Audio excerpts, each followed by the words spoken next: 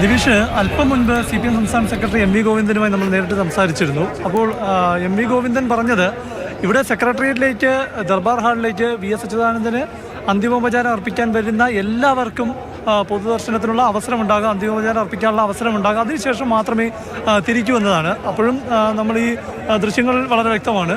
2 ഗേറ്റുകൾ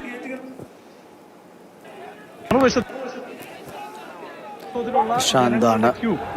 VSനെ, തങ്ങളുടെ പ്രിയ നേതാവിനെ കാണുന്നതിന് വേണ്ടിയുള്ള വലിയ തിരക്ക്.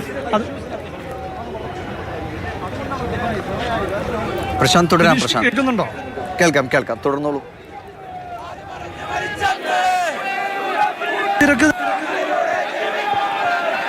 ഗേറ്റിന്റെ അവിടെ വലിയ നെരുങ്ങിയുള്ള ക്യൂ തന്നെയാണ് ഉണ്ടാകുന്നതും. സെക്രട്ടറിയുടെ മുന്നിലെ റോഡിൽ 2 വരിയായാണ് ഈ VSനെ അവസാനം ഒരു നോക്ക് കാണുന്നതിന് വേണ്ടിയുള്ള തിരക്ക്. ഈ സമയത്ത് അപ്പോൾ 2:30-ക്ക് പൊതുദർശനം അവസാനിക്കുമെന്നാണ് തീരുമാനിച്ചിരിക്കുന്നെങ്കിലും അത് ഇപ്പോഴുള്ള പോലെ തിരക്ക് മുന്നോട്ട് പോവുകയാണെങ്കിൽ ആ സമയം അവസാനിക്കില്ല എന്ന് വേണം മനസ്സിലാക്കാൻ.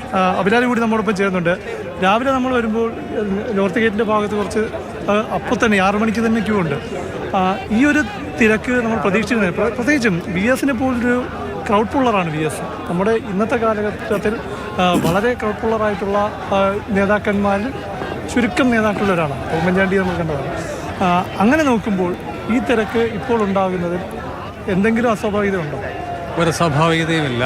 VS തീർച്ചയായും ഇതിന് അർഹനായിട്ടുള്ള ആളാണ്. അത്തരത്തിൽ അപൂർവത ആയിട്ടുള്ള ഒരു രാഷ്ട്രീയ നേതാവാണ്, മുൻ മുഖ്യമന്ത്രിയായിട്ടുള്ള ആളാണ്. സ്വാഭാവികമായും അദ്ദേഹം ഈ കഴിഞ്ഞ കാലയളവിനുള്ളിൽ അദ്ദേഹത്തിൻ്റെ പ്രവർത്തനം കൊണ്ട് ആർജിച്ചെടുത്ത ഒരു ജനസമ്മതിയുണ്ട്.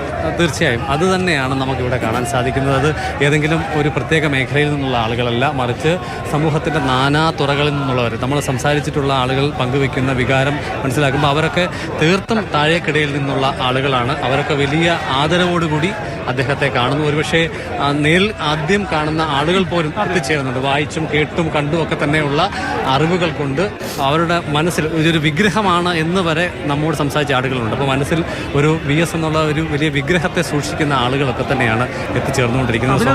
അത് നെഞ്ചിലേറ്റിയ ഒരു വിഗ്രഹമാണ് VS. ആ വിഗ്രഹത്തെ കഴിഞ്ഞ ഒരു 6 വർഷത്തോളമായിട്ടോ 2019 വട്ടിയൂർക്കാവ് ഉപതെരഞ്ഞെടുപ്പിന് ശേഷം പൊതുവേദിയിൽ VS അങ്ങനെ ആരോഗ്യ കാരണങ്ങളാൽ പ്രത്യക്ഷപ്പെട്ടിട്ടില്ല. അപ്പോൾ അതുകൊണ്ട് തന്നെ VSന്റെ മുഖം ഒരുപാട് നാളായി അദ്ദേഹത്തെ ആരാധിക്കുന്ന ജനലക്ഷങ്ങൾ കണ്ടിട്ട്, ജനകോടികൾ കണ്ടിട്ട്.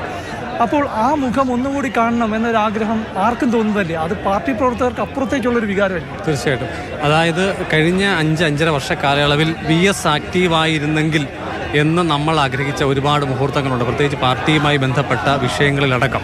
അപ്പോൾ സ്വാഭാവികമായും പൊതുജനങ്ങൾ അത്രപ്പോൾ ആ രീതിയിൽ ആഗ്രഹം പ്രകടിപ്പിക്കുന്നത് പോലെ തന്നെ പാർട്ടിയിലെ ഒരു നല്ല വിഭാഗവും VS ആക്റ്റീവായിരുന്നുവെങ്കിൽ എന്ന് ആഗ്രഹിക്കുന്ന നിമിഷങ്ങൾ ഒരുപാട് കടന്നുപോയി. ഇനിയിപ്പോൾ VS ഉണ്ടായിരുന്നുവെങ്കിൽ ഈ സാഹചര്യത്തെ പാർട്ടി ഇത്തരത്തിലായിരിക്കില്ല കൈകാര്യം ചെയ്യുന്നത് എന്നുള്ള തരത്തിൽ ആളുകളും പാർട്ടി പ്രവർത്തകരും ഒക്കെ തന്നെ പങ്കുവെക്കുന്ന വികാരമുണ്ട്.